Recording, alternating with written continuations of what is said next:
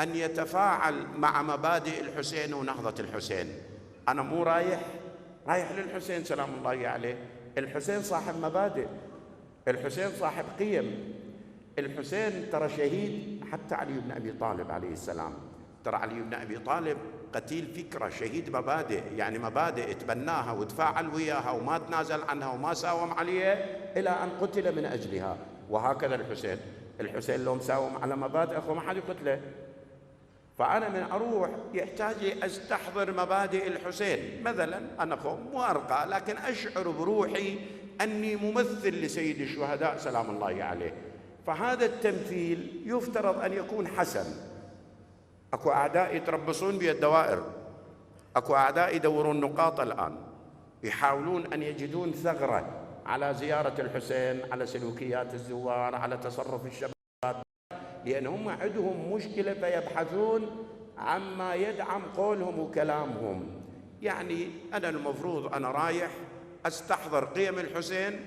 الإمام الصادق سلام الله عليه يقول اختبروا شيعتنا. هسه قد يكون مو بالنص يعني، لكن اختبروا شيعتنا بثلاثة. وحدة من الثلاثة محافظتهم على أوقات الصلاة، مو على الصلاة. ومرة يدعو للمحافظة على الصلاة، لخو منتهين منه. تارك الصلاة يحشر يوم القيامة أسود الوجه، يسحب في عرصات القيامة مكتوب على جبهته آيس من رحمة الله. حتى من يعدون الكبائر ما يعدون تارك الصلاة معها. ليش؟ لأن الكبائر أول ما تبدأ بالشرك بالله. ويسأل الإمام سلام الله عليه، يقول له من عديت الكبائر ما ذكرت تارك الصلاة؟ قال ما بين المرء والكفر والشرك إلا ترك الصلاة، يعني تحت هالعنوان. لكن الإمام المعصوم يقول اختبروا الشيعة بأوقات الصلاة. كن يعني قبل الأذان شوية في ربع ساعة قرآن، يرفع الأذان أحط الرحال أقعد. الحسين عبد الله بن عباس يقولون عنه مر يوم من أيام صفين، من أيام صفين القاسية العاتية جدا، مر فد يوم من الأيام شاف الإمام يصلي والسهام، العبارة بهالضبط، يقول والسهام تمر عبر صماخيه يمينا وشمالا. فالتفت لعبد الله بن عباس قال له يا ابن عباس، يا سيدي يا أمير المؤمنين، أهذا وقت صلاة؟ قال يا ابن عباس إنما نقاتلهم من أجل الصلاة. ما عندنا مشكلة وياهم، احنا مو معاوية اللي يقول أنا ما قاتلتكم لتصوموا ولا لتصلوا وإنما لأتأمر عليكم، لا، نحن نقاتل من أجل الصلاة. أنا رايح للحسين سلام الله عليه، كن أستحضر أن الحسين يوم عاشوراء صح يا عمر بن سعد أنسيت شرائع الإسلام؟ لقد حان وقت الصلاة، خلينا نصلي. مو هذا النداء اللي يرونا يا أرباب المقاتل؟ والإمام الحسين أمر المؤذن فأذن وصلى جماعة ما بين الصفين. هسه كيف هو يعرف تكليفه الشرعي؟ صلى صلاة الخوف، صلى صلاة تامة، ويعرف تكليفه، لكن المهم صلى. ولذلك أنا من أروح أزوره أقول له أشهد أنك قد أقمت الصلاة وآتيت الزكاة وأمرت بالمعروف ونهيت. يعني هاي قيم ومبادئ الحسين. أنا اللي شدتني وجابتني من الفاول هنا أمشي شنو غير هاي القيم؟ لو جابني شخصة.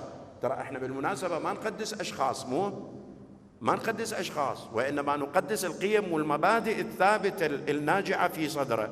فعلى هذا الأساس الإمام الحسين أنا من أستحضر نداء يا عمر بن سعد، ايش تتوقع إذا يناشد عدوه؟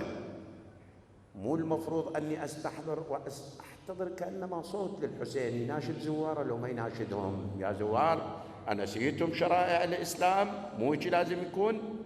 فمن أستحضر هذه القيم أعد العدة وأحترم أوقات الصلاة، أحافظ على أوقاتها، أمشي غضيض الطرف. النبي صلى الله عليه وآله وسلم يقول لا تنسوا حق الطريق.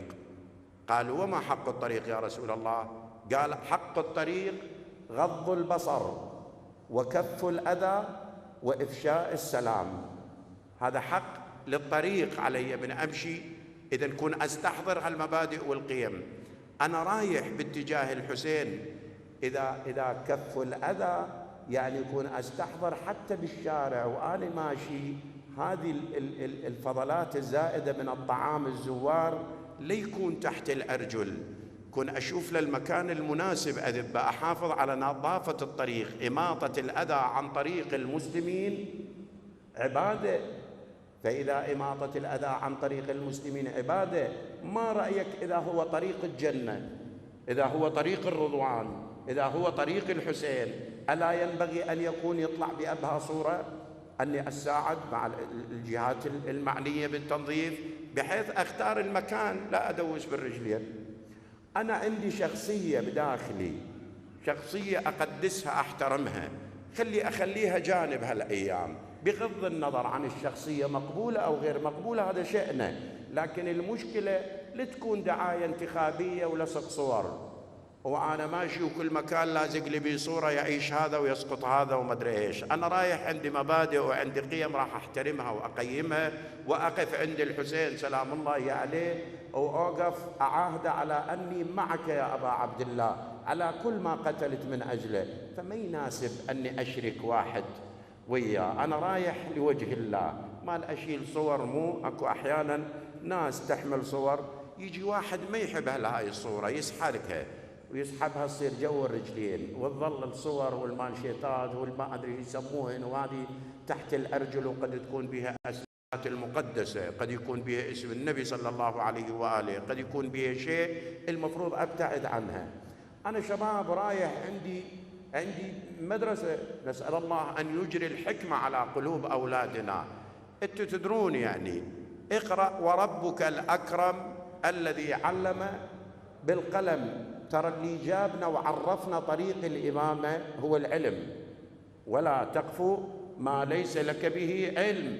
أنا رايح، المفروض مني إذا رايح بالطريق، أنتوا الطلاب هسه مو من يصير امتحانات مو يروحون للساحات العامة أو للحدائق العامة يقرون؟ ليش يروح للساحة العامة؟ حتى يتمشى. حتى أنا خادمكم الآن من أحضر موضوعي، هم آخر مرة من أريد أركز موضوعي هم أشوف لي مساحة أتمشى بها غير القراءة، أركز في مرتكزات ذهنية تكون عندي. هذه المرتكزات الذهنية ماكو أفضل من طريق الحسين وأنفاس الشهادة وأنفاس العلم، أنفاس الوعي الموجود اللي يمدوه بالأمة أهل البيت صلوات الله وسلامه عليهم. أستصحب لي ملزمة وياي بحيث من أرجع أنا حافظ جزء منها. هذا وقت فراغ وجميل جدا أني بهالأجواء الروحانية ما أخذ كتاب وياي وأقرأ وأتابع ومحصل أجر الزيارة وما فايت علي فرصة العمل. أنا صاحب موكب عندي، إذا صاحب موكب الصبح من يصير النهار ويرتفع ضوء النهار أطفي الأضوية والنشرات البرة. هاي الأضوية والنشرات الخارجية، أنت شايف الشعوب المتحضرة شو تسوي؟ شايفة هذا التليفون تسموه صرصور الصغيرون الكبرى، من تركبه على الشاحنة من يشحن تطلع لك بالشاشة البطارية ممتلئة، وفر الطاقة وافصل الشاحن. يعني يقول لك هاي طاقة وفرها غيرك يحتاجها.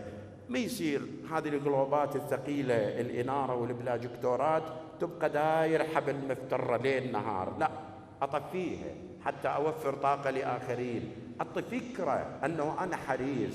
المرأة يفترض أن تعتمد أقصى درجات العفة واللباس الحشمة والوقار، لأنها ذهبت لتعزي الحوراء زينب، وزينب فخر المخدرات.